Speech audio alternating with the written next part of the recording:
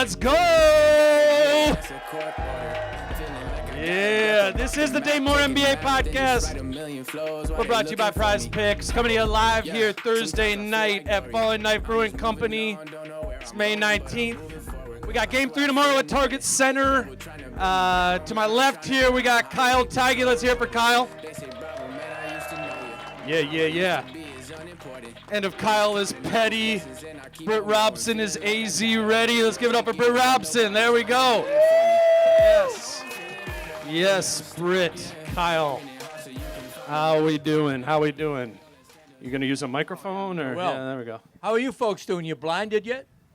Yeah. Hey, off the top, shout out to Dan and everyone at Falling Knife. Give Falling Knife a round of applause. Yes, sir. You guys, this is awesome. This is so cool. It's been cool to see how many of you guys have been out here for all the games. This is a special time, I guess, in Minnesota Timberwolves history, I guess, with what's going on right now. We're really excited to be here. We're excited what's going to happen tomorrow, and we're excited to hang out with you. We do have a fourth microphone up here. We're going to take questions. We're going to kind of be going for the next hour or so. We might have a guest at some point, which will be cool. But yeah, man, I'm excited for this, and I'm ready to dig into Game 3 and get all of your thoughts as well. I thought what we could talk about in advance of Game 3 is what I've just been thinking about is how much I didn't expect this. All of this, everything that's kind of happened, the quickening of it, how fast it's happened. So, Britt, I guess I'll start with you. Like, what development do you think has happened here, whether it's the last month or couple weeks or whatever, that has surprised you most about this team and has just kind of been encouraging in this run? Well, I mean, the catalyst was Ant. The catalyst was Ant erasing most of his major flaws, which on offense was a tendency to go ISO and to drive into three people, and on defense was to occasionally take plays off, not understand people were cutting baseline on him and not sustaining his concentration.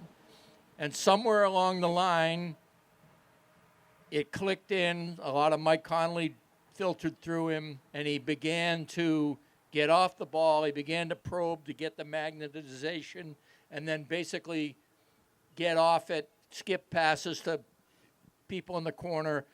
And he became a guy who was less glitz and more substance, more steak. And so that was the catalyst. And then in another way, praising Cat up and down. You know, he had Tom Thibodeau, he had Jimmy Butler, he had his mother dying of COVID. And all of a sudden, here's this guy who has supplanted him as like the alpha superstar, like giving it up to him whenever possible, and essentially taming some of the worst instincts of Cat and turning him into a guy who is become a reliable and sustaining second man. And then you had Gobert do the right thing and want to see his son born and his team not only having his back, but having the Nuggets front for 48 minutes. And that's a cheer. You did it. And some of that was Cat, and some of that was Naz Reid, of all people. You could say a lot of things about Naz Reid. Another cheer. Post defense is not one of them usually. But when it came to Nikola Jokic the other night, first possession on him, poke, check, steal. It was a play where he blocked blocked Jokic twice, and then the turnaround miss. So these things, so everything, they cascaded. What I'm saying is that Finch said something today in the press conference about defense, and he said it's like offense. It just builds on itself. And what happened is this team's chemistry built on itself. You had Mike Conley saying he wanted to win one before he cashed in, and you had Rudy, putting out the Players Tribune saying, I'm tired of people, defining me in a certain way. I'm not going to be defined that way. You had Ant being that way. All these things morphing into a chemical blend that has this team peaking at the right time. So I think defense feeds on itself, offense feeds on itself, and chemistry feeds on itself. The last 3 things I've written for MinPost have been about chemistry because it's the most dominant thing by far.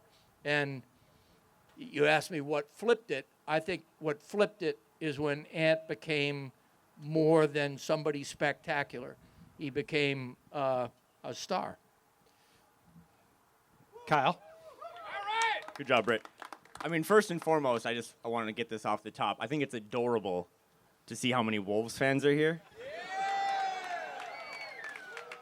But I'm with you, right? Like, I was talking to the guys from Crunch Wears No Pants in the back, and, like, this is uncharted territory as a fan making it to the second round. They also haven't lost a playoff game. So, like, I don't, like, what's that potential crash going to be like? If it comes, they might just go 16-0, but the way that they've leveled up, all the things we talked about in January was offense month, right? This team's offense sucks. And now I think through the first 3 weeks of the playoffs, they have the top offensive rating in the league. We've talked about all season, like the Gobert trade. Can Ant go from being 22 to being like 28 as a mature adult? He's done that on the court. He's done that off the court.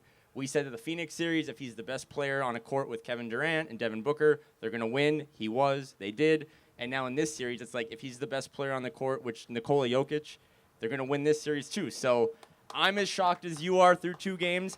I want to say that I think that the series still, I told Dane that I won't feel comfortable in a best-of-7 series, so the Wolves have won 6 of them.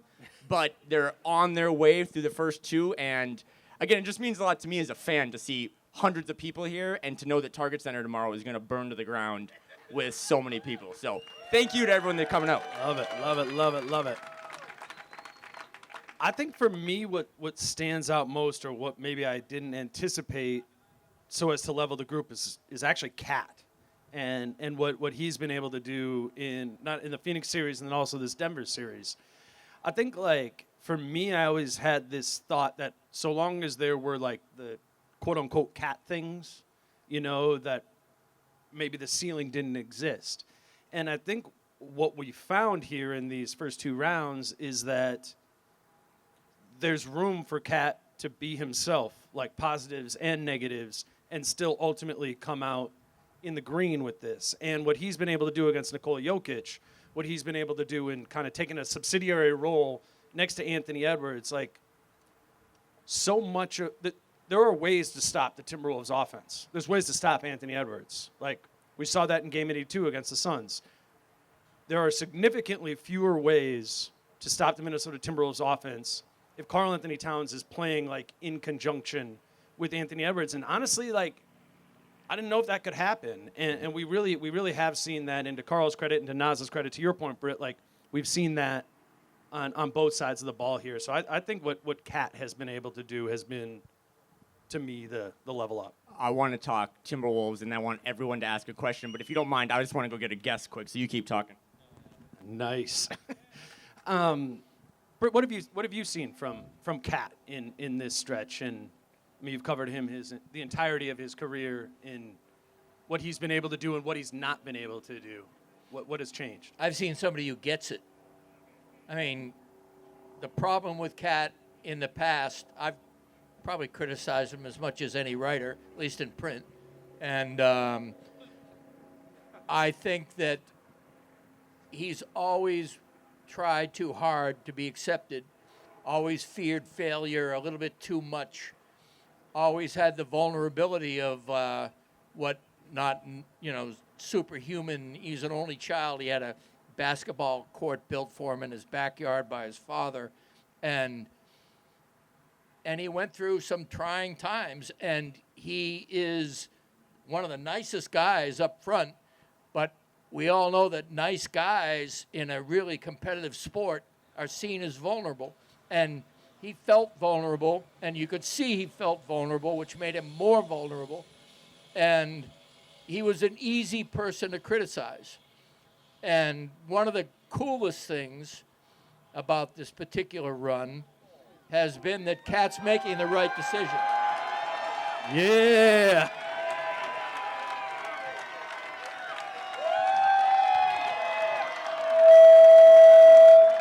Hey, make some fucking noise for Alex Rodriguez. Yeah. Yeah. Nas Reed, baby. Yeah. It's a little dusty. A little dusty. We got a microphone for you there, Alex. What's up? What's up, man? Oh, I'm happy to be here. Beautiful day, Minnesota. Great. I told you the summer's not too bad. Love it. I love it. We just normally don't have basketball at this time of year, but things are changing. Things are changing.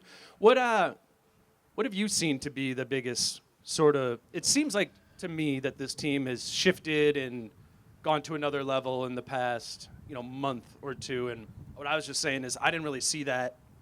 I didn't really see that coming as quickly as it did. What have you seen that has kind of moved this in a new direction for this team so they're at a higher level? Yeah, first of all, thank you for having me. What a great little party here. And Great little party. I want to give some love to Dane and Britt and Kyle. They do really fantastic work, and it makes me so happy that people now from Miami, LA, Chicago, from all over are now tuning in to this great podcast, which was our little secret, but now is becoming a national powerhouse. Yeah. So, good work. And we're just getting started. Dane, that's a great question, and I hear Britt and you talk all the time. For me, I go back to last year at this time when we played Denver. And while we lost 4-1, meeting with Tim and Coach Finch at the end of the year, we felt very encouraged. I think people forget, not all of us, of course, but the national media forgets we didn't have three of our core players in Jaden, Nas, and Kyle. Nas Reed, 2 words. And the focus was, let's focus on 2 things. Let's work on conditioning and mental discipline. And you take a guy like Cat, who doesn't get enough credit for all the great things that he does. He's gone from, Cat's phenomenal, right? 17 techs over the last 2 years to 0. It's so easy to talk about the things that we can't do and our shortcomings, but the truth is, Cat has come a long ways. He got hurt. He came back in tremendous shape, and he's having the best basketball of his career so far this postseason. On the conditioning side, one of the things that people don't talk about is we're one of the best conditioned teams in the NBA, and that was my focus with Tim. I wanted to make sure that slow down. We're not in New York. We wanted to make sure that down the stretch, the team that is most disciplined and best conditioned usually wins. And I've learned this from Pat Riley and others over the years. Last year, we had 0 players of our 15 players with 3% body fat. This year, we have 4. 4 players with 3% plus body fat. Obviously, Rudy, Kat, Nikhil, Jaden, and others around 4, 5, 6%. So when you look at the team and why we've been so good in the fourth quarter, I think is our mental discipline and our conditioning. And, of course, Coach Finch and his staff has done a tremendous job as well. What about Ant? Like that to me, that's what's totally shifted my idea of what the ceiling is for the group. Like, you have a 20-year-old for the Memphis series, 21 years old last year against Denver, and you start thinking in your head, like there's an extended probably amount of time until he's going to hit that mid-20s or whatever prime. And I always thought that that's kind of when this team would be at this level. But he's changed that. And in this kind of since Cat got hurt, right, he went to another level and kind of showed that he is at his, I don't know, I don't want to say he's at his prime, but he's one of those dudes, like, already. What, being around him, have you seen that has kind of quickened his elevation in the league? Well, I heard you guys talking about the Indiana game being in a game that was like a game that you said, whoa, this guy's different. I mean, when his head hits the backboard on a winning play like that is so freaking unique, and we're so lucky to have a guy like Anthony Edwards right here. I mean, one of my great mentors is Jerry Reinsdorf, who bought the Bulls in 1984. He was fortunate enough when he bought that team that he inherited a young Michael Jordan who had an ankle injury and came back against Boston. Britt, you remember when he hit 63 against Boston? He lit it up. But Michael Jordan stepped into the NBA when he was 21 years old, and this kid is 22. And as good as Anthony Edwards is, I think people undervalue him in two ways. Number one, they don't realize that he's the fastest, strongest, most competitive, highest jumper. He's got all of that in spades, and I think people do know that. But what I think they underestimate him is how savant he is about learning things so quickly. One thing is to learn it. The other thing is to learn it and apply it in real time. And that's the difference between a good and a great player in all sports. I think maybe your guy Jefferson has that in football. Justin? Yeah. Justin Jefferson. Not Al? No. No. Let me just talk about baseball and basketball. Which, Yeah, right. Okay, I'm gonna get confused. I'm gonna lose the audience. but even the way he handles the media, some of the clippings he's had with Kat, I mean, that stuff is not a 22-year-old. That's like a 52-year-old wisdom to tap him under the table and say, I got this. And he handles it in such a beautiful way that makes Kat look the very best Kat. And he's also a great leader. And I think when Kat went away, he went from being little brother to big brother. And now they're a great tandem. Absolutely. You guys, something, Kyle? I want you to put your athlete hat on for a second. Wolves are up 2-0. Everyone's here to celebrate that, but the job is not done. What's it like from an athlete's perspective? They've been desperate. Kind of that whole Phoenix series, Finchie talked about being desperate. You're up 2-0. You come to Target Center. You know it's going to be lit. Half the team is getting an award tomorrow night. But how do you not lose that competitive edge? Like, what are you saying in the locker room? What would Joe Torre be telling you? Like, how do you keep that edge to make sure that you didn't come this far just to come this far? How do you kind of close this thing out at home? Yeah, first of all, you got to come with a mentality, almost like it's 1-1, right? Like, I've always believed that the winner of Game 3 is the winner of the series, because usually it's 1-1, but that's a swing game. And that's what Joe Torre used to always teach us. Game 3 and 5 are the most pivotal in a 7-game series. But you have to come out with the same desperation and hunger. I do believe that Denver, they are the champs for a reason. We're going to get their very, very best basketball in the first 8 minutes of tomorrow night's game. And we have to be ready to answer that bell with intensity, with discipline. If they lose their minds, we can't lose our minds, and we just have to stay in that pocket and do exactly what we've been doing. What? Yeah.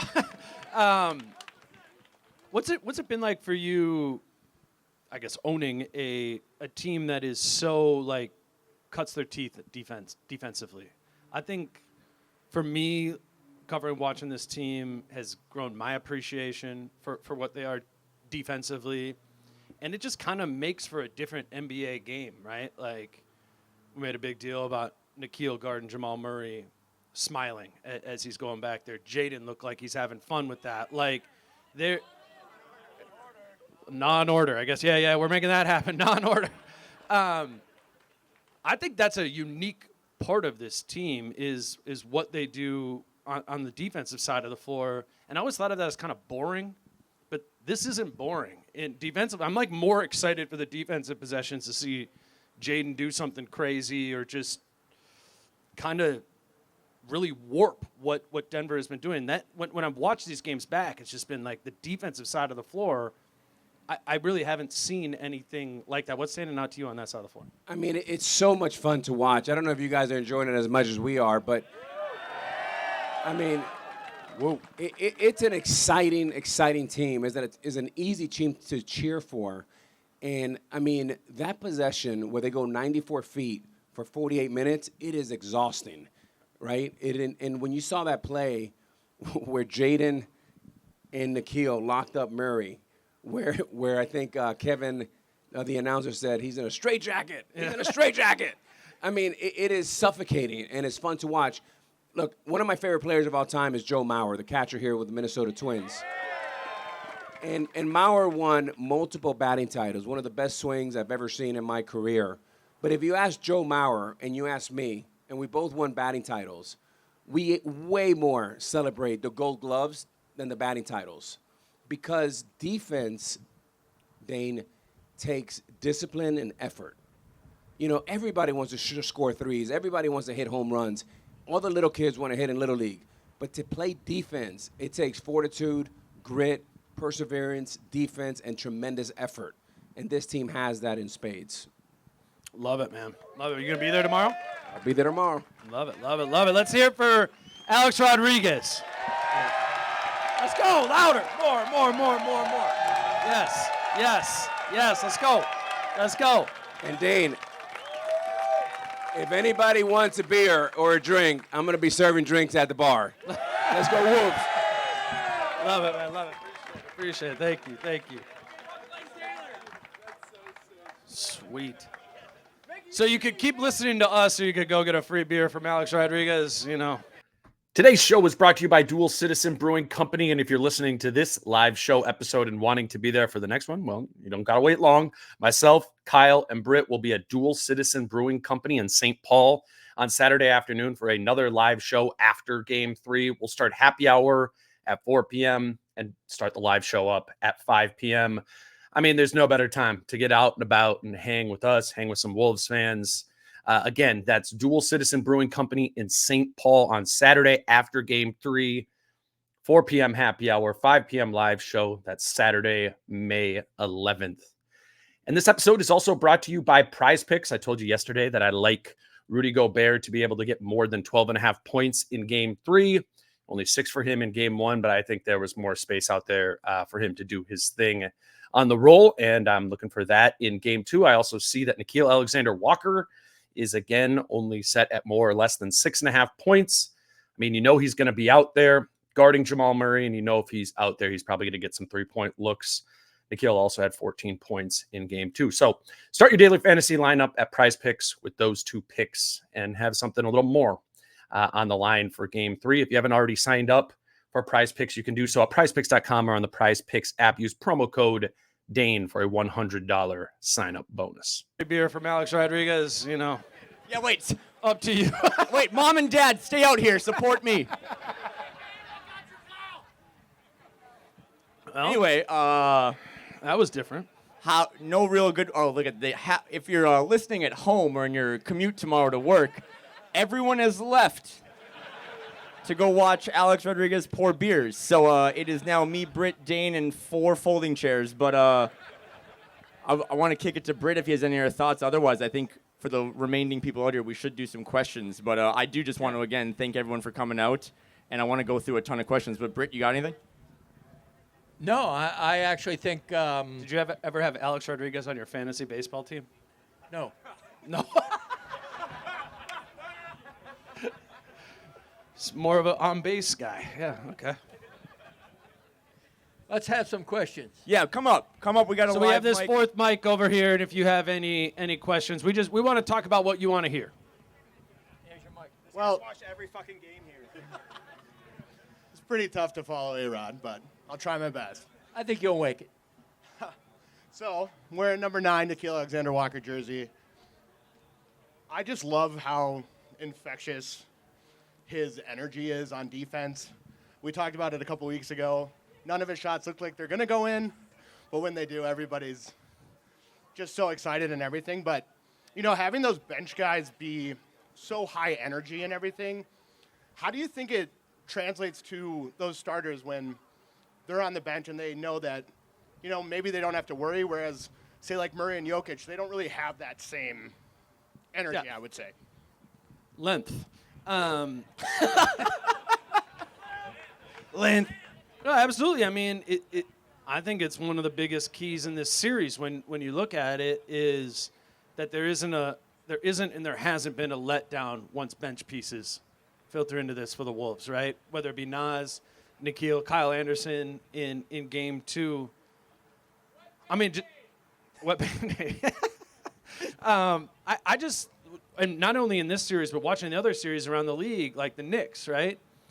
Their guys have to play 48 minutes every single night. And I think part of the reason why you are seeing what you're seeing from Anthony Edwards is because he gets to rest for 10, 12 minutes a night. That isn't the case all around. And that gets it so when Ant is on the floor, you are getting Ant. You know what I'm saying? And if he needs his rest, okay, pivot into a Nickeil Alexander-Walker, Jaden McDaniels type backcourt where you can guard. I think, obviously, we've talked about the depth at length this season, but particularly to Nickeil and Nas, it puts us on another level. Well, I'll tell you one thing that Na and Nas share is they're confidence players. If they're feeling good about themselves, they play a lot better than if they think they've screwed up somehow. And their teammates are with them all the time. They know this much better than all of us know this. So the desire for Na and Nas to play well among that roster is extremely strong. And when they do play well, even if it's a glimmer, the feedback on that is incredibly positive. And it gets back to what I was talking about with chemistry. You talk to Nas Reed in an interview in the locker room, you talk to Na in an interview in the locker room, it's just, there is no agenda. There is no calculation about how am I going to phrase this, how am I going to look better or worse. There is no drop-in mentality with those guys. They are there from the start. And as a result, they're going in oftentimes in blended lineups. Oftentimes it's Cat and Rudy, Cat and an Ant, or Rudy and Ant. But the best players on the team are enabling them, and in turn, they are performing. How many times have we seen Nas come off the bench and hit a three within 30 seconds? A lot of times. And so that comes, if you're a player who's a confidence player, that means you're coming off the bench confident. So this is all just this will be a sub-theme for me tonight, but this team, in terms of team chemistry, which is hard to define, but you know it when you see it, this team has got a sense of itself that gives over to players who need the support, and they have the support from this team. You said blended lineups. We talk a lot about the various ages on this team, right? You got some young guys, some mid-20s guys, and some vets. I don't think we talk enough about, like, their resumes or, like, you know, the two best players probably in the playoffs have been Ant and Carl, first overall picks. But you got guys like Nikhil, who was literally a bust, right? Like, I mean, he was a bust lottery pick, fell out of favor in New Orleans and Utah. Nas Reed, undrafted. So you have another blend of guys that are probably saw that, you know, they were one step away from playing in China or, like, you know, being out of the league. Yeah. So I think that also is, you look around the league for those, I think J.J. Redick coined it Alfreds. You know, like, you have the Batmans and you have the Robins, but you also need a lot of Alfreds. Sure. And I think this team has more Alfreds than probably any other team in the league, and I think that just helps from 1 to 15 kind of build out. Everyone knows their role. Everyone's comfortable with that role because they know that they've seen the dark side of what it could be like if you're out of the league. Right. No, that's one of the biggest things I think about this team is every guy, I get the sense, is cool with the role. Yeah. And even down to some of the guys who aren't playing, like understanding why why they're not part of the bigger thing. We have another question here. We got this fourth mic over here. You can give Alex Rodriguez a high five if you ask a question. So that extra sales bit. Gold star. Hey, fellas, appreciate the content from all of you. Yeah. I think we can all agree that both Ant and Cat have taken a massive step here in the playoffs. So I guess my question is, let's say this continues on to next year. Where do you think those two guys rank in terms of a 1-2 punch in the league? You know, you got Tatum, Brown, and, you know, those dynamic duos. So where do you think they're the best, or where do you think they could be as a team, I guess? Yeah, I think the more important thing is about where they can be in as a team, and I don't think next year really matters that much, right? Like, I mean, it's kind of it's now like that. That's the question: is what can that tandem do now? And I don't know about you guys. I don't really view it as a tandem. Like, I view it as a group, and that's kind of been the energy all year, right? Is it's not Cat, it's not Ant, it's not a Rudy. big. It's not a big 3. It's a big 15. There you go. I guess my rebuttal would be you got to have guys that put it in the bucket. Right? Yeah, for sure. So I guess that's what more I mean. Like, in terms of dynamic scorers who can, you know, you don't need that many dynamic points. scorers if you hold the Nuggets to 80, though. You know what I'm saying? Like, But when you do those dynamic duels, though, it was all like when you have the best player in the world, it's basically like if it's Jokic and me, right? Like anyone is the second best in that duo. But if Ant becomes the best player in the league and he's ascending in that, and he's just, as you've talked about with Britt, like he's just taking it, right? Like I'm better than Durant, I'm better than Booker, and so far through 2 games, knock on wood, he's been better than Jokic. So I think the sky's the limit. But it's a great question. But I think to Dane's point, it's like, why can't they be a top 2 duo in May 2024? Right? You know what I mean? Like I'm all about all the future and stuff, and not counting my chickens, but go do it now. Like go win now. Right? Like this window is wide open. Go win a title. You get the most cheers, Kyle. Had the most beers. And at the end of the day, the reason that he's better than KD or something is because the Wolves have a defensive plan for KD. The reason he's better than Booker and better than people on the Nuggets is because Jaden McDaniels is guarding him. Yep. Again, the beauty of basketball, the reason basketball has been my favorite sport and has always been, like, to me, the epitome of competition, 5 is a perfect number. A great person can influence 5, but they can't decide 5. You need a team, and you need bar right there. and you need 8 right there. You need 8. You need 2 or 3 guys off the bench who will give you some, so that the guys who are playing 41 can play 33. And what we're seeing with this team, and all credit to Tim Connolly and Chris Finch for building this team step by step, this team doesn't have the personality it has without Rudy Gobert. Anthony Edwards doesn't exist in his current form without Mike Conley, and therefore Cat doesn't exist in his current form without Mike Conley. Rudy Gobert and Mike Conley are 2 of the 3 leaders on this team, aside from Ant, in my opinion. And Jaden McDaniels is one of the best defensive players in the league, but wasn't for a lot of this season. I think that what you have to deal with, 82 games, the beauty, again, of the NBA is it's a long season. It is hard. It is hard to win. And the Wolves and the Thunder being denigrated while they won the West along with the reigning champs was laughable to me because people were no offense to you, but they were looking at Durant and Booker. They were looking at LeBron and Davis. They were looking at these star-laden teams, Curry and Clay and Draymond. That's gone right now. I'll tell you, all those guys are gone. And what's there is a Oklahoma City Thunder team that gets after it, turns people over, and is a joy to watch. And also what's there is a Minnesota Timberwolves team that shares the ball, has elevated itself, as Kyle pointed out, the number 1 offense tied with Indiana right now, who can only score, cannot defend. The number 4 defense, the number 3 net rating. But at the end of the day, thus far, along with the Thunder, the best team in the playoffs that I've seen, a team that destroyed the defending champs 72 hours ago, or 48 hours ago, whatever it was. Long time.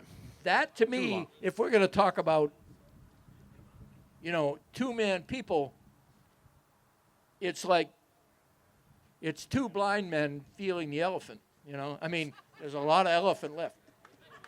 A lot of elephant left, Kyle. There's a lot of elephant left. I have no follow-up to blind men touching elephants. Next question. There we go. Throwback. Retro. So I guess my comment is, love watching the Wolves this year. It's awesome. And my question is, what turned around their relationship with the officials? Because it's been awesome in the playoffs. It's a total turnaround. There's no complaining. There's never a time when we're sitting on our rear ends and watching transition. It's a total turnaround. I don't know what happened. I read something that Coach Finch showed some film. I don't know if it's peer pressure.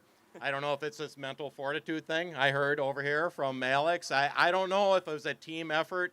I think I saw the GM, Connolly, talking about maturity with his players. Whatever it was, whatever it did, I mean, other than the success, a lack of this whining, I mean, it's awesome. Those are the two things for me. No, Okay? So thank you. I see that for sure too. I think a big thing is they changed the rules in the middle of the season, right? You know, that seems to. Jaden McDaniels still found a way to get 5 fouls in that last game when it didn't seem like they were calling them, but it fits this team. Like, I think the NBA is trying to move back towards a physicality about it, and the foul call numbers kind of go in with that. And then at the same time, though, it's like the Wolves could be susceptible on the offensive side of the floor. Like, how often are we seeing Ant do his arms thing and clap at the ref and whatever? Like, that part is down as well. Like, accepting the way in which the game is being officiated and understanding if you're the Timberwolves is probably in a beneficial way for you because you are the bigger team. You are, in theory, the more physical team. That's what's standing out to me, Kyle. I think they realized the same thing that everyone at Falling Knife realized at some point, like, oh shit, we're really good. And why would we let anything else kind of deter from that? I think the change in the officiating has helped as well. But also, and Britt, you were on this early. I've said Jim Pete was on this early, but I also think they might just have not only the best coach in franchise history, but maybe one of the best coaches in the league.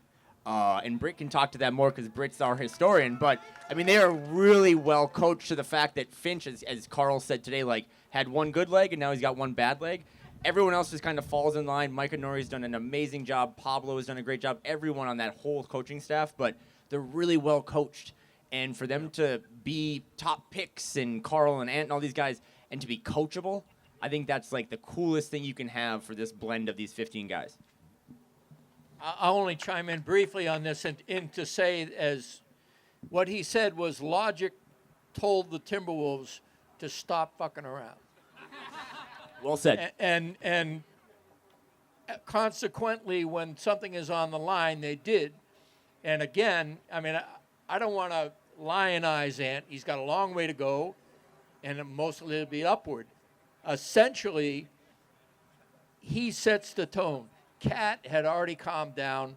Ant was the one that was, I mean, it reached its apex in the SGA OKC game where, you know, he went out of his mind, you know, basically said the refs were fixing things and so on and so forth, which may be true on a lot of other levels, but not in the way he was talking about necessarily.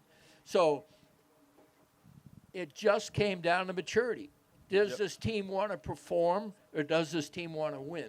And they decided they wanted to stop performing and start winning. That's a Finch thing, man. Yeah. Like that. You're gonna sit it down there? All right. I think, like, and I've kind of been on this one this week of thinking back to the year before Rudy got here. And I think that's a really important pretext of, like, okay, you got Ant in his second year, you got Jaden in his second year. And in their first year, they're on a terrible team that didn't score or guard. And what Finch and his crew came in and did immediately was put a defensive system in place that empowered guys, young guys like Ant and Jaden and Jared Vanderbilt and Malik Beasley and those guys to go, to fight and to move, to stay connected, and to play, like, honestly, play the defense that looked like game two. There was no Rudy Gobert in game two. And to me, when I watched that game, it really, like, set the light bulb off in my head is that this all started actually before Rudy Gobert got here.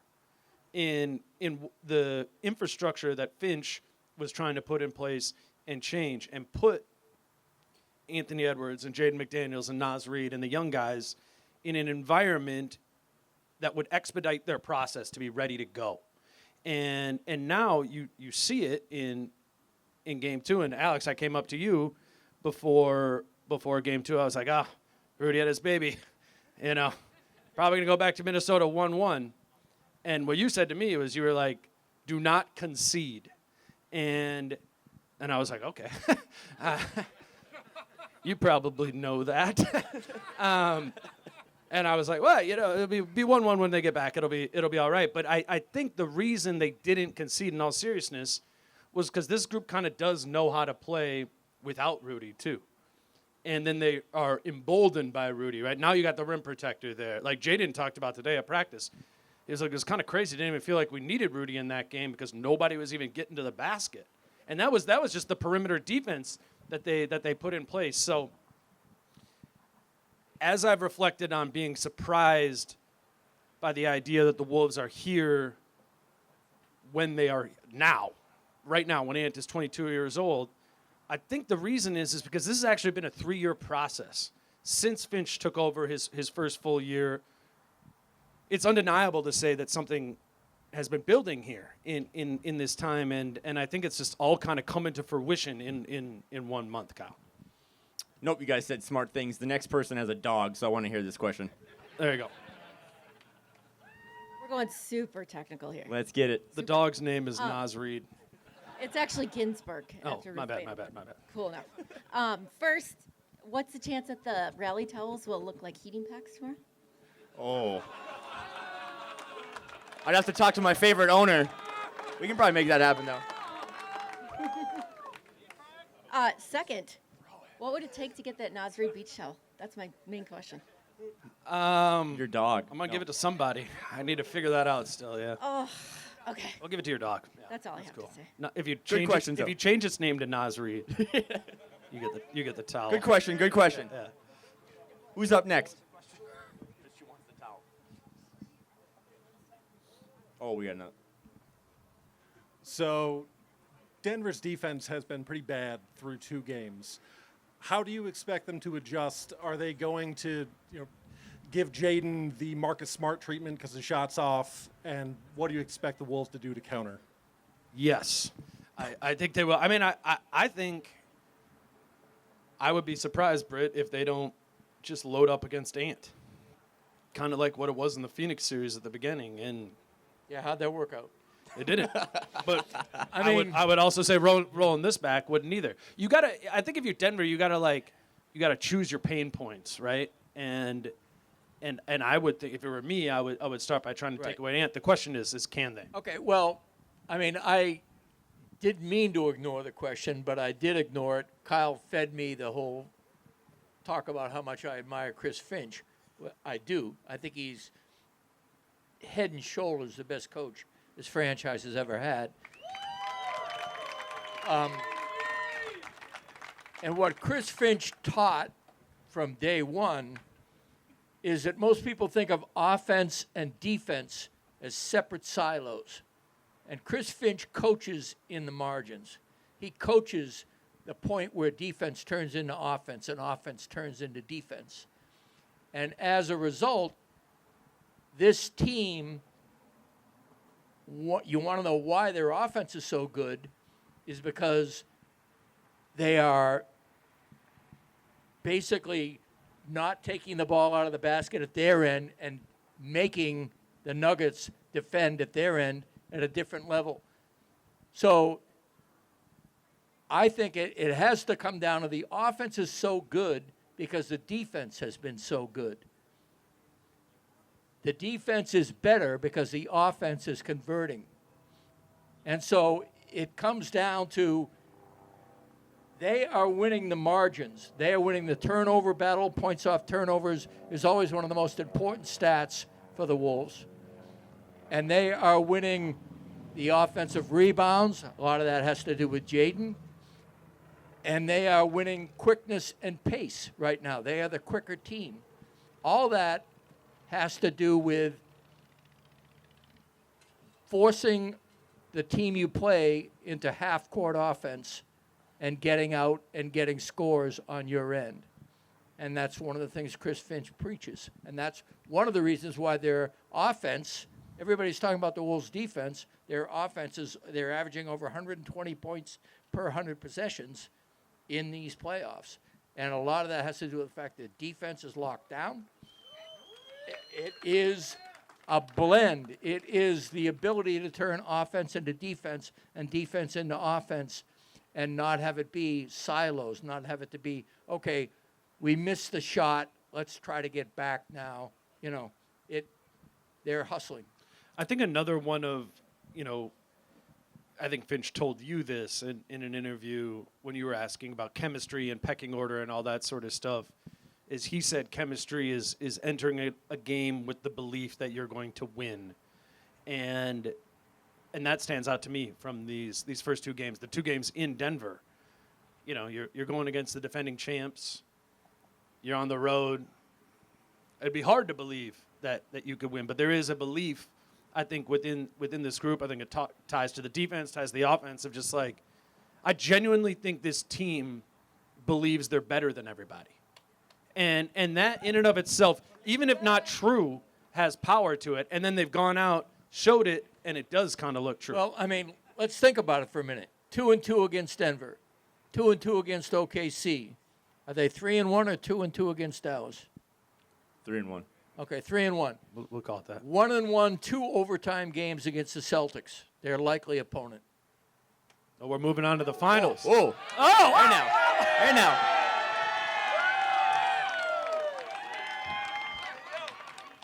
You heading out? Good to see you, sir. Hey, one more. Make a round of applause for the guy that bought your beers, Alex Rodriguez. Cheers, everybody. Cheers. Enjoy it. There we go. Let's hear it for A-Rod. I just spilled my beer a lot. I'll go get it. Whatever. No, you do not go get me a beer. That guy, Dan Hey. can. Oh, Britt's Hey, out. I'm still Britt's here, out. though, if anyone wants to listen to me talk. Yeah, there you go. To the question, though, it's a really good question, right? Like, should Jaden get the Marcus Smart treatment? He has 5 points in 2 games. He's a plus 50. Like, every time you and I do a post-game pod, it's like, hey, so-and-so, those 3 guys played really well tonight, and those other 4 didn't. And they can just, it's always who steps up. You know, like, if Jaden doesn't score again this series, they can still sweep him. So I don't believe the series is over until the body is firmly cold and buried, but if Jaden is going to be left open, they'll find other ways. And this was my son's take, and it's kind of become my Nuggets take, is that He also hasn't been left open. I think that's it. yeah, for Big sure. element For of sure. it, But I too. mean, like, this idea of, will they just throw who are they going to throw at Ant? It can't be KCP. Maybe it can be Aaron Gordon. I mean, I'm trying to give the opponent the benefit of the doubt here, but you're just running out of ways to. They need to find, they don't need to find one thing that works. They need to find, 4 things that work. And good luck. And they need to go to that over and over again. And I think that's why it's been so one-sided, is even when Denver has found things that for a possession or 2 works, they don't have the ability to punch it over and over and over again. And when I watched Denver in the playoffs last season, when I watched them in the regular season here, it was a team that could kind of thread that needle over and over and over again with Jamal Murray, Nikola Jokic 2-man game, whatever it might be. And I think that's probably what I slept on most about this team defensively, is they can do things that take away that ability to hit over and over and over again. Like, the Wolves have enough defensive personnel and strength, whatever, to be able to be like, oh, you want to get to this? We have a route to make you not get to that. We're going to top lock this here. We're not going to allow. We're going to front the post to Jokic, whatever that might be. They have the personnel to take those things away, and I think, to me, that's the biggest thing. If you can keep the Denver Nuggets out of their rhythm offensively of what they want to get to be able to go to it over and over again, then all you got to be offensively is decent. Right. And this team has a baseline of decent offense. If you get Ant playing in tandem with Cat, in tandem with Nas, in tandem with the Conley-Gobert 2-man game, that can be an above-average offense. So I struggle to see the path to Denver having a dominant offensive performance game. You know what I'm saying? I don't know what that thing is that they hammer over and over again, because the 2 things you would go to is Murray Jokic 2-man game, right? The Wolves have so many answers with that in perimeter defense. And then the Jokic element of individually isolation. Well, we saw them guard Jokic with... That's you, Britt. So when you point it like a lightsaber at the microphone, or The answers are really detailed, but it's not about us. I know we're the biggest gas bags out here, but let's get more questions, especially with the best shirt at Falling Knife right now. There we go. Yeah, can you talk about the 4th award we've won recently, Cat's Social Justice Award? Britt, you talk a lot, Britt, about Cat's need to be accepted, desire to say the right thing, but he doesn't puff himself up about that stuff. And I would love to hear more about what it means to him, to the team, to the community. Thanks. I think that's an excellent question.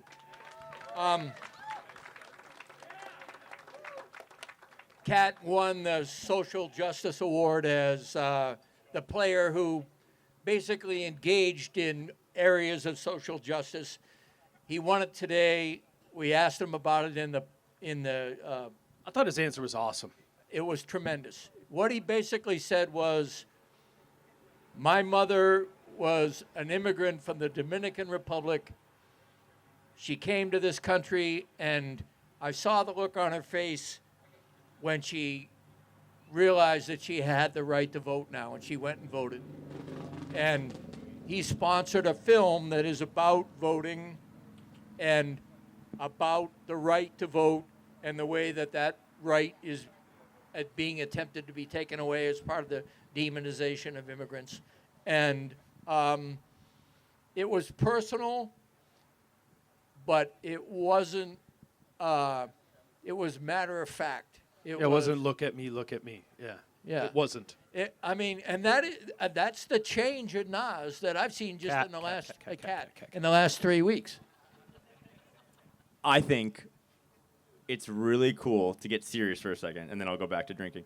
But I think it's really cool when you have a platform and you use it to do more than just whatever, like on this pod or Flagrant House, like, not to turn this into a Hallmark movie, but like my mom's over there and she's going to Mayo on Tuesday, and I've been pretty open with cancer and all the stuff that goes through my family and stuff. So I think for Carl to be like, I'm really fucking good at basketball, but I want to use that attention to do things for voting rights and for the Boys and Girls Clubs, and for, Finchie's really involved in like that nonprofit for raising money for trying to eliminate hunger. So I'm a big fan of people that have some sort of platform. I am not Karl Anthony Towns, but if you have a platform and people listen to you, use that for good. So I know Sixth Man of the Year is really cool, and Defensive Player of the Year is awesome, and all these other awards, and Best Teammate sounds really cool, but the coolest award that they're going to hand out tomorrow to me is the thing that happens off the court. So shout out to Carl for his involvement in the community. For sure, for sure. What's up, Ben? Hi, Dane. This is my platform, Kyle. I don't have a question, but I do have some breaking news. I got a close friend who wanted to be here tonight named Mike Wilkie, but instead his father-in-law said, you got to bring me to dinner. They're at Porzana in the North Loop, and the Denver Nuggets just walked into Porzana and got booed. They booed them! That's it? Great question. They booed them. That's amazing. I got a two-part question here. One. So what makes the noise, what you guys are going to want to do is not do what you're doing. Do that, yeah. The first one is. Just move. There you go, yep.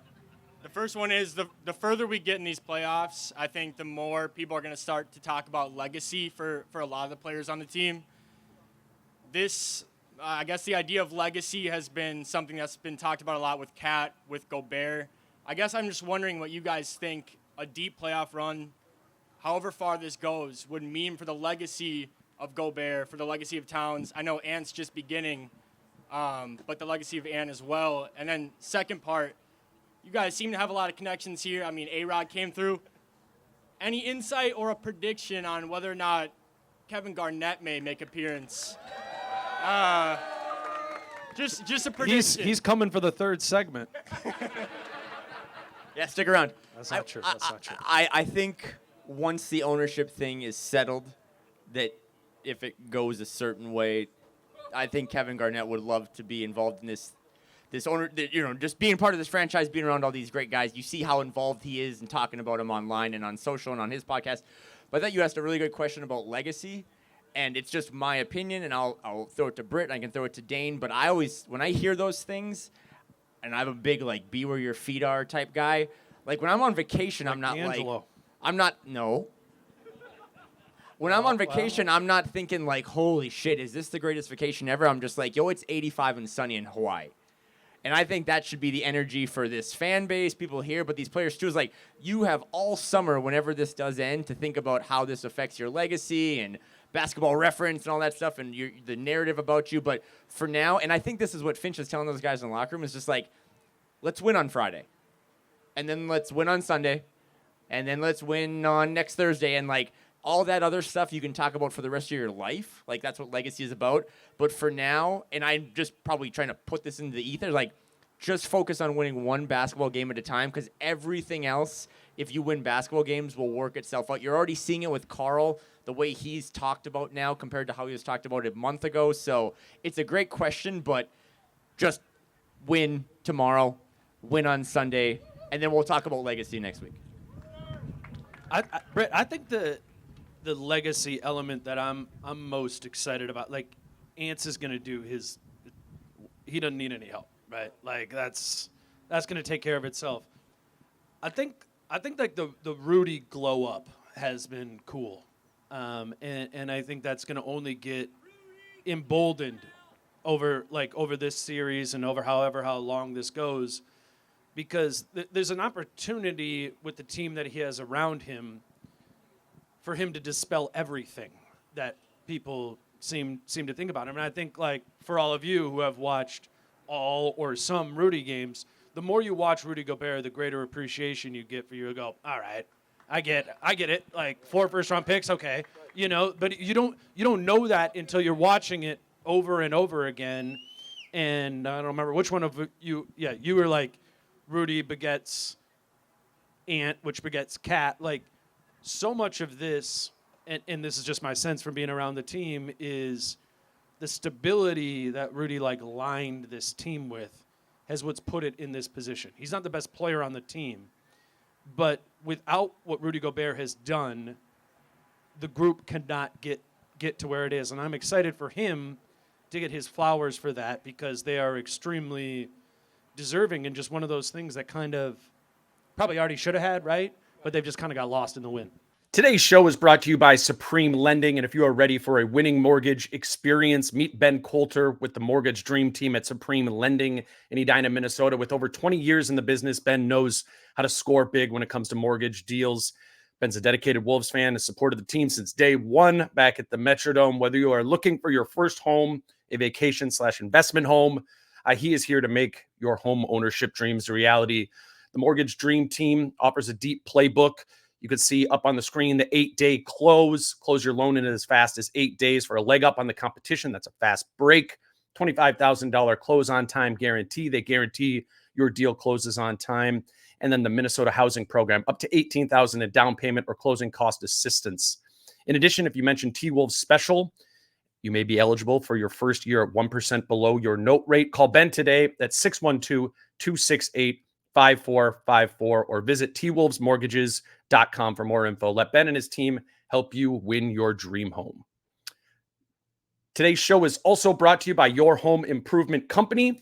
And Your Home Improvement Company has a windows deal going on. Start saving today on your home renovation with new energy-efficient triple-pane windows. Call Your Home Improvement Company today at 866-777-YHIC for their buy 2 windows, get 2 windows free deal. Double the value, double the savings on top of quality materials and stunning design. Or if you're looking to redo your bathroom, YHIC has a deal for 30% off a complete bathroom renovation or a simple tub to shower conversion. It's done by trained and certified professionals in as little as a day. Schedule today and enjoy 0 money down, 0 interest, and 0 payments until 2026. Call Your Home Improvement Company at 866-777-YHIC or go to yourhomeimprovementco.com. Your Home Improvement Company, where it's your home made better. Well, there's a mentality that's ring or bust, and I really hate it. I hate the idea that if you've never won a ring and you played fantastic basketball for 15 years, that you're somehow diminished over being the 4th best player on a team that did win a ring. That's that kind of legacy building has always been made out of cardboard, as far as I'm concerned. Use the Nas Reed towel. No, don't do that. So spilled my second beer. I think Kyle was on the right track in terms of what is going on? it being the way to build a legacy is to do it one game at a time and stack it and not worry about how high the stack is or when it was knocked down. Just keep stacking your thing. And eventually, history will sort it out. But in the meantime, if you're doing anything other than stacking, you're not doing yourself justice or your team justice. And I think that is what the Wolves have figured out this year, is that Rudy Gobert, Finch, in one of the best comments he's made, and he's made a lot of them this year, he said there are players who enable you to win, and there are players who make it sure that you don't lose. Yeah. And Rudy Gobert is a guy who makes sure you don't lose. He's a floor raiser. Makes so much, yeah. And what does that mean? That means that he enables everybody else to get a pass when they're not playing at their best. When they're playing at their best, they're going to win. If they're not playing at their best, they might lose. But Rudy Gobert is a teammate that won't let you lose if you're not playing at your best. And the reason why is because he is there every goddamn play. Woo! Yes, sir. Good question. Good question. I want to keep getting more, so. All We right, might need well- more beers, too, because Dane keeps throwing them on the table. There's like a whole. Anyway. What's up, man? Go ahead. Yep, go ahead. We're learning. We're learning. What's up, Britt, Dane, Kyle? Good to see you guys. Hello. I don't have a question. I just wanted to acknowledge how awesome that this Timberwolves team is that we get to watch. The effort they put in every night on defense, Rudy locking down Michael Porter on the perimeter, and now they have the #1 offensive rating in the playoffs, which is just unbelievable if you watch this team for 82 games this season. But I think a lot of players have just answered a lot of questions about themselves, and like it's just not every year a playoff run comes around. You know, last time the Wolves made a run, I was a small toddler. Yeah, So yeah. Yeah, that's fair. I just want to live in the moment, like you talked about. Just say it's 85 and sunny, or whatever it is, 58 right now and sunny, and But just it's still live in the Minnesota. moment. Yeah. Yeah, let's talk about the moment a little bit. I think that is a good thing because I've even been trying to wrap my head around that for the last couple weeks. Kyle, you are a self-proclaimed, fan and living the emotional connection to this. Britt, you've covered this team for 35 years. What with you, Britt? Like, what does this moment felt like to you? It's kind of been a long time coming. Yes, it has, but I mean, people always would say to me, you must be a masochist covering the Timberwolves, and I always said it's about the game, and I got to see great basketball for 35 years. A lot of the times it wasn't the Wolves playing it, but there was great basketball, and I had a ringside seat, and what better job could you have? I'm not a fan in the sense that I root for the hometown team. I root for good basketball. And it just so happened that this year and in a few other years, those two things have coincided, that the hometown team is playing beautiful basketball. Yeah. I will tell you that the other night, Monday night, I guess it was, in Denver, I've seen over 1,000 games. That's the best defense I've ever seen in my life. I was there for it. It was in person. The Defensive Player of the Year was 1,000 miles away. The coach was hiding behind a petition so he wouldn't get his other leg wrecked. And this team took it upon themselves to dismantle a very, very good basketball team. And along the way, changed the narrative of an entire country in terms of what they thought the Timberwolves were about. And so the people who are watching this season and actually seeing what was being built have a right to feel satisfied and to feel prescient. For me, it's another season. This is a season where the Wolves are performing at peak efficiency, but I don't think it's necessarily more richer than people think any more than the other years were worse because the Wolves were terrible. I appreciate good basketball, and I'm watching a lot of it right now, and it comes from the team I cover. And that's a wonderful thing. But there's no downside to the NBA to me. Everyone looking at me or listening to this podcast is the only group of stakeholders that puts time and money and energy into this that gets nothing out of it, right? Players get paid, coaches get paid, executives get paid, whoever owns the team will eventually get paid. So for me, it's just, I'm happy that the people that put their real time and their real money, because I was with you in these last decades of futility, have been futile, if that's a word. And I'm just happy for everyone to be here. And like for you, and just to enjoy the moment. That's why I'm not super worried about legacy and stuff. I hope that if you can afford a $1,000 ticket tomorrow to sit up by the Lynx banners, that you go. And if you can't, you go downtown, you come to Falling Knife, and you hang out with people, because you said something 18 months ago that I thought was really important, but you don't have to be embarrassed anymore to wear your retro Wolves baseball shirt from 20 years ago. Like, you don't have to hang out in your basement. That guy. Come out, and you can wear your retro stuff. And I'm literally, like, I'm happy for the players. I'm happy for Finch. I'm happy for everyone else. I'm so happy for the fans and for you and for me, self-proclaimed fans. So, good question. You got one more? Yeah, well, I was going to get off the mic in 2 seconds here. Just wanted to say the Wolves are winning games with something that can be repeated, this intense defense. Yeah. And I don't see any reason why that can't take them all the way to June. So let's make this weekend a party in downtown. Let's go. Let's keep them coming. I want to say something quick. Can I say something? To that point, like, I don't know. I'm 34, and for a really long time, I had like, I mean, some of those friends are here now, but like group messages. I'm sure all of you guys have like a Wolves group message, right? Where back in 2017 or whatever, you're talking about Shabazz Muhammad or Gorgie Jang or, you know, I actually think Jordan McLaughlin might be a backup point guard. You know, like those sort of things, and I have a personal connection to that, and I imagine that transcends me. And there's been all this time spent pretty futilely, right? Like thinking about the Wolves, watching Wolves games. I was thinking when I saw that the cheapest ticket for like the lower level tomorrow is $750. I've thought about how many games people have gone to over the last decade where you're like, I regret that, you know? Like, that cost a lot, and they were down 36 in the third. And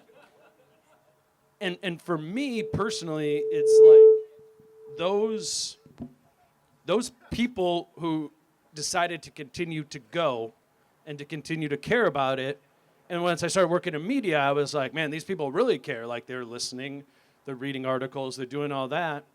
And I always thought, like 5 years ago, I thought that was so cool. I thought it was so cool that people continued to care, even though the team did not deserve it at all. At all. There was, the organization didn't, it was a bad thing. It was all bad. And it cost money, it cost your time, and people continued to care. And my hope from that was that there would be a point in which you were like, that made sense that I invested that time in it. And I feel like that's happening right now, you know? And even if you can't afford a $750 ticket there, you can come here, you can watch at home, you can do whatever, and you can text those people in your group message about something that actually matters about basketball. And I think that is so cool, and I'm so happy that that's happening for you. I really am. I really am. We can take a couple more questions. All right, so Chris Finch was hired 3.5 years ago, and it was a little controversial at the time because he was kind of like just put in right after Ryan Saunders was fired. But 3.5 years later, it seems like a total success as a hire. Kind of on the softer side, can you talk about, like, why does Chris Finch work so well with, like, kind of blending all these personalities? Because there seems to be a real respect from and well, just the leaders of the team that I don't feel like you see specifically in the NBA for Chris Finch. I mean, maybe I'll take that first. I think it's because he lived in Europe for 17 years. I really do. I'm not actually kidding about that. I think like he developed a skill set to be able to interact with people and connect with people of different ages, different cultural backgrounds, different whatever. And I remember like his first year being like, this dude seems kind of weird, you know? And then I saw player after player find a personal connection with him, and that's really unique as a 50-something-year-old white dude to be able to make those connections. And from my talking to the players in that locker room, it's extremely different than it was. I've covered the team since Tom Thibodeau covered. I never heard those stories about Tibbs. I never heard those stories about Ryan. And I don't mean that to rip on those guys. I say that to mean something special about Finch. I think he is a very high EQ and an understanding of how to talk to people, speak their language, to ultimately get the best out of them. And I think we've been seeing that. I think Chris Finch is the best coach in Timberwolves history because of his player relations. And we can all watch an ATL and be like, oh, I would have done this, I would have done that. We love tweeting about when someone should take a timeout when we don't know shit, myself included.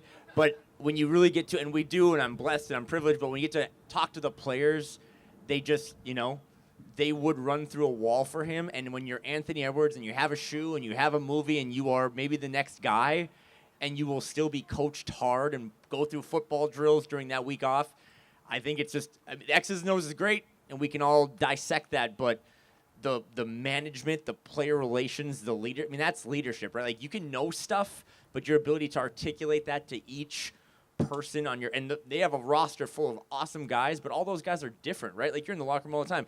Not everyone's personality is the same.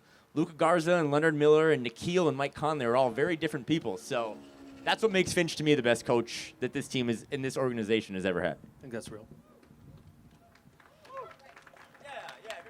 There are different kinds of thirsty. Thirsty? Thirsty.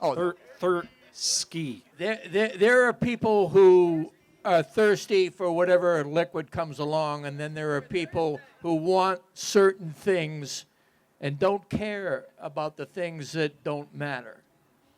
Chris Finch doesn't care whether you like him or not, whether you're Anthony Edwards or the lowest fan. He knows what he's thirsty for, and he is able to impart criticism and praise in a way that comes from on high, that is like the neutral God. It isn't my opinion or his opinion. He knows so much about the game and so much about human relations that he is relating to you by saying, all right, you're not playing because of X, Y, and Z. And he's not making it personal. He's just telling you why you're not playing. Or he's saying, you're doing great in X and Y, but Z is why I have to do this. And veteran players who recognize a coach who is telling them the truth, at the same time he is explaining things in a very straightforward manner. That's why Finch is a great player relations coach. Finch doesn't mince words with people, but when he talks to people, he is talking in a manner that is not personal. It is just universal. The universal truth is, you're not getting this because of this. And the players know it's right. And that is a phenomenal skill. And then, when he has that dispassionate taking a part of the game at a level the players respect, Finch knows when to support people in public, and he knows when people need a lift, and that's all they need. Nickeil Alexander-Walker was included in the trade because Finch had him his rookie year in New Orleans and knew that if this guy was pumped up, he was a good dude who could play his ass off. And so he was thrown into that deal. Tim Connolly said it on the day of the deal, we made Nikhil part of the deal because of Chris Finch's recommendation. This is a guy who will be asked the same question 80 times in a season and will answer it 75 different ways. He will. That's real. That is just a phenomenal thing to experience when you're on the beat, because you could be lazy, but Chris Finch is intellectually not lazy. He wants people to understand what he says, and he knows the difference between a canned answer and an honest answer. Smart people will get it, and people who aren't smart don't matter to the question anyway. So that's one of the many reasons why he's one of, I mean, I've covered a lot of coaches, and 49. This guy knows what he's talking about. This guy knows what he's talking about, and the players, more than I know that he knows what he's talking about, the players know he knows what he's talking about. So he can exist from a position of authority. Anthony Edwards will cop to the idea that while he's becoming one of the top 5 players in the NBA, Chris Finch knows exactly what he needs to do and not do, and he better do it.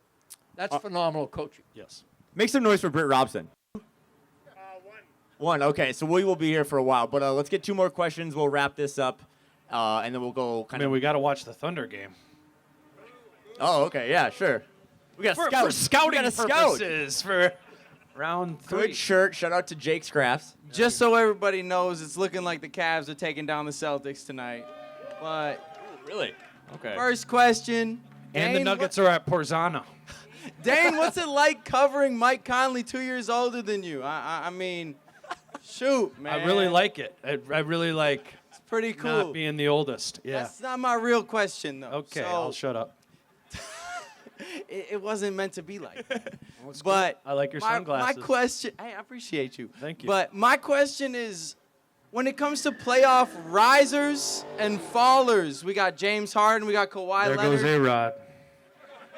Is there anyone we see on the Timberwolves that still has time to rise to the moment? Is there anyone that still has time to turn up with these last few games coming up in this second round series? Thank you, Kendrick Perkins. Kyle, what do you think?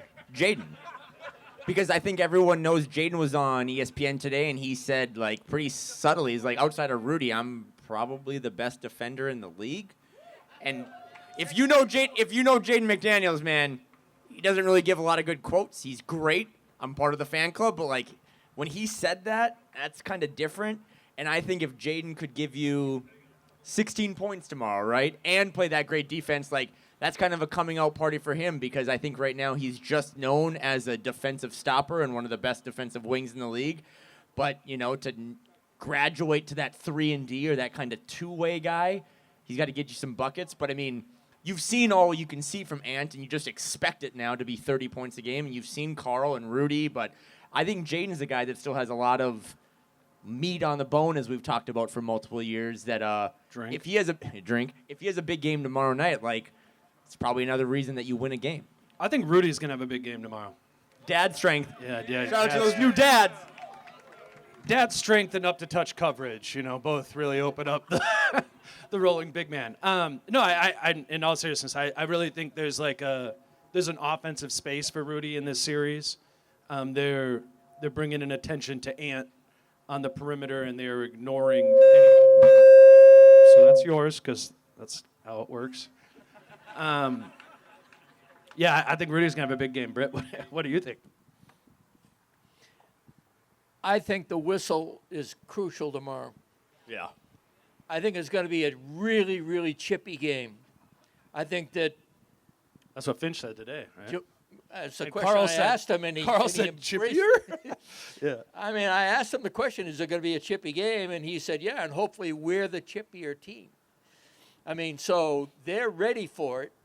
Denver is certainly ready for it. Denver is playing with Jokic feeling like it's time to go ride the horses, and Jamal Murray at 70% tops. And what they have left is to beat the team up and hope for a good whistle, get Jaden in foul trouble, get Rudy in foul trouble, get Ant maybe in foul trouble, and snatch a game on the road so that they begin to turn the wheel and the narrative. But I don't see, other than foul trouble, them beating this team tomorrow. I mean, I just don't. I think that the attitude that I've seen from the Wolves in the last 2 or 3 days that we've seen them on off days, they're not flinching. They're, understand that as fans, you guys are used to being piled on because you're Wolves. These guys have had that times 5, and they haven't been around that long. They understand eyes on the prize. They understand MVP. They understand that they're the team from the 16th market, and they're going to face a whistle that isn't a good whistle tomorrow. And if they can overcome that, that'll be the key to the season. Why will the whistle not be good? Because a long series is in everybody's interest, aside from the Timberwolves. Hey, but for what it's worth, when we were in Phoenix, the whistle got a little tight, right? In Game 3, I think Britt's kind of onto something, and they I'm not saying it's a overt conspiracy. Right. But the whistle was weird in Game 3 in Phoenix, and they responded, and that's back to that maturity thing. So I think it's a good question, and I think we'll see tomorrow. Every game is its own chapter, but every time this team has been tested in the playoffs, they have responded well beyond what we expected. So I expect, without putting the cart in front of Jokic's horses, that tomorrow they do that same type of thing. Love it. Let's do one more final question. Not from you. Giddy up! There you go. Last question of the night. All right, kind of along the same lines of your last answers. I think the Wolves play a brand of basketball that's way more physical than any team outside of the Knicks that's left in the playoffs, especially given Rick Carlisle's comments today about submitting 78, whatever plays it was to the NBA. Do you think that the Wolves brand of basketball that they've played up until today in the playoffs, is that going to be something that they can sustain? Do you think that the refs actually can have an impact on that? Or how do you think that they can keep that same brand of physicality along with intensity going forward throughout the, hopefully, 10 more wins in the playoffs? I think I said this to you the other night. I think their physicality is like an iPhone being charged, that the more it's plugged in, the more they just get stronger and stronger. I think the league, and this isn't like conspiracy stuff or official stuff, I think they want, to what Dane said, get back to a more physical brand of basketball.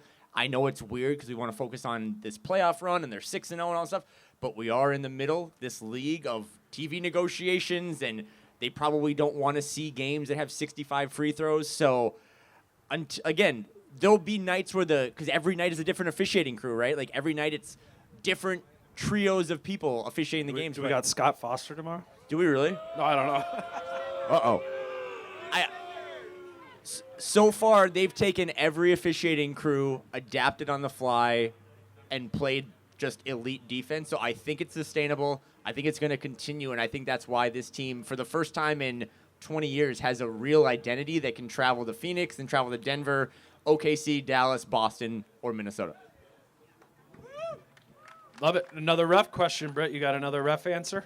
Well, I mean, I said the refs because it stands to reason, doesn't it? A light whistle. No, it doesn't. You guys, why do you think it's corrupt? I never said say it was that. corrupt. I didn't think it was corrupt. If you don't think a team that is down 0-2, I don't. that is the I don't. favorite I do team. not. I do. I think it's 2024, and if there was corruption, we'd probably figure it out. And I think talking about the refs. Oh, is a way of- wait. Now, there is a difference between you're talking about Tim Donaghy money under the table. I'm talking about human nature. I'm talking about the fact that the MVP is yelling for a foul. Why don't they just play the game?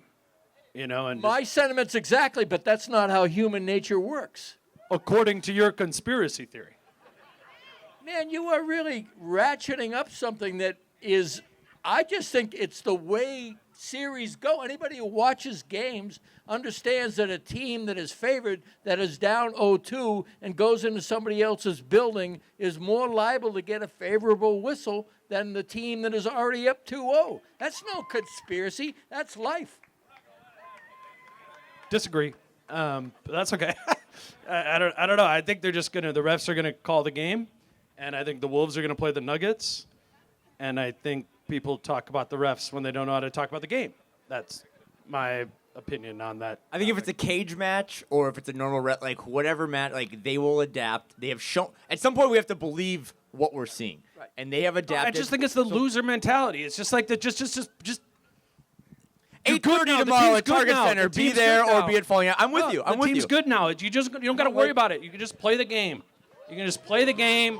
They're gonna win. The Wolves are gonna win. Like the Wolves are gonna win the series. Like it's fine. It's fine. It's fine. Doesn't matter if it's Scott Foster. It doesn't matter.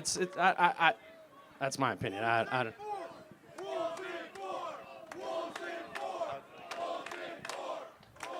All right. Yeah, there we go. All right, let's hear from Dan Herman. He's the owner of Falling Knife Brewing Company. Yo. So I've done about 900 media hits this week, and that doesn't happen without everybody that shows up to here tonight, and everybody that shows up for all the games, and everybody that shows up for everything. And this is Tom, by the way. He makes he's the man in charge of the beer around here. So if you enjoy that, that's the man. A-Rod gave you his glasses, didn't he? But no, I mean, like, just so we're all clear on this, A-Rod was fucking here today. We opened in October of 2019. I don't know if you know this. Not a great time to open a brewery, because I don't know if you know this. This thing happened in March of 2020. I blacked out around a lot of that. But